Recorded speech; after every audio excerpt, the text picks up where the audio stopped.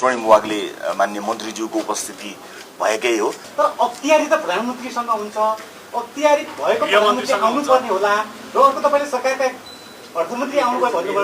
यो त गणितको शिक्षक चाहिँ नेपालीको राष्ट्रमा गएको भयो, नेपाली राष्ट्रमा। प्रधानमन्त्रीको गृहमन्त्रीको व्यवस्थाको विषयमा पनि तपाईँले प्रश्न पार्नुभयो।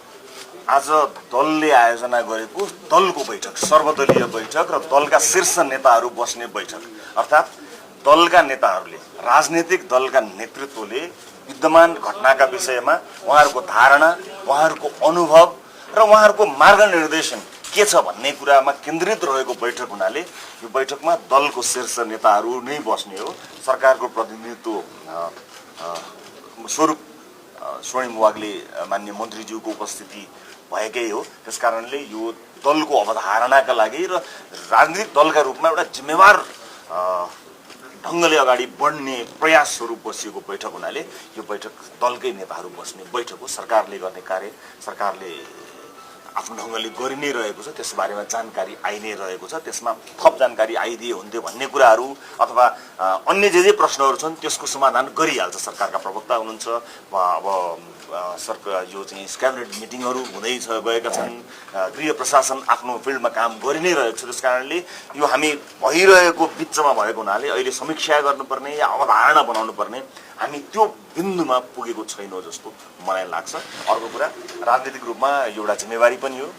विभिन्न परिस्थितिहरू आउँदाखेरि विगतमा पनि राजनीतिक दलहरू जिम्मेवार भएर एक ठाउँमा उभिएर आफ्ना धारणाहरू राख्ने र सरकारलाई आवश्यक परे ध्यानाकर्षण गराउने यो परम्परालाई हामीले निरन्तरता दिनैपर्छ। कुनै पनि परिस्थिति आउँदा विशेष गरेर कुनै पनि साम्प्रदायिक किसिमका गतिविधिहरू एउटा सम्प्रदायले अर्को सम्प्रदायप्रति घृणा, द्वेष, आक्रमण हुने किसिमका गतिविधिहरू हुँदा सबैलाई घाटा हुन्छ। देश सबैको हो।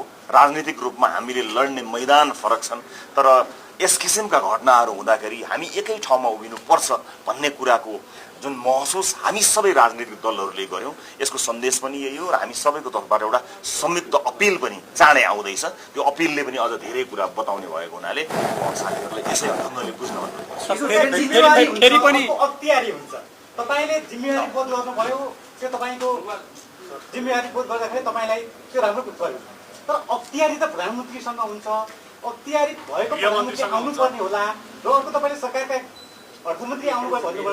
यो त गणितको शिक्षक चाहिँ नेपालीको राष्ट्रमा गएको भयो, नेपाली राष्ट्रमा। मैले अघि नै भने आउनुपर्ने प्रधानमन्त्री आउनु नपर्ने हो र? यो बैठक राजनीतिक दलहरूका शीर्ष नेताहरूले विद्यमान घटनाक्रमहरूलाई हेर्ने दृष्टिकोण र सरकारलाई ध्यानाकर्षण गराउने कुराहरूको विषयमा केन्द्रित बैठक भएको हुनाले त्यसै ढङ्गले यो बैठक अगाडि बढेको हो।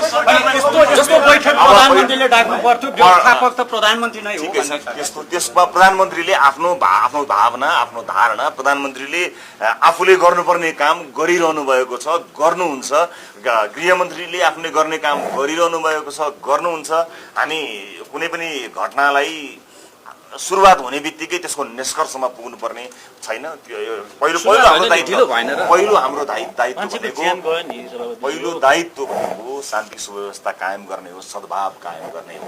अहिले हामीले आरोप प्रत्यारोप, चर्का कुरा, कसले गल्ती गर्यो, कसले ठिक गरेन, कसले बोल्यो, कसले बोलेन, कसले कति बजेर कति मिनटमा बोल्यो, कसले कति बजेर कति मिनट ढिला बोल्यो, हामी यहाँ जाने होइन। आजको संवेदनशीलता संसारका साथीहरूले बुझ्नुपर्ने हुन्छ। हामी एउटा सामाजिक सद्भाव नभड्कियोस् भन्ने एउटा संवेदनशील समयमा बसेका हुनाले तपाईँहरूले यसै संवेदनशीलतालाई मध्यनजर राखेर जिज्ञासाहरू राख्नुभयो भने त्यसले परिणाम दिन्छ।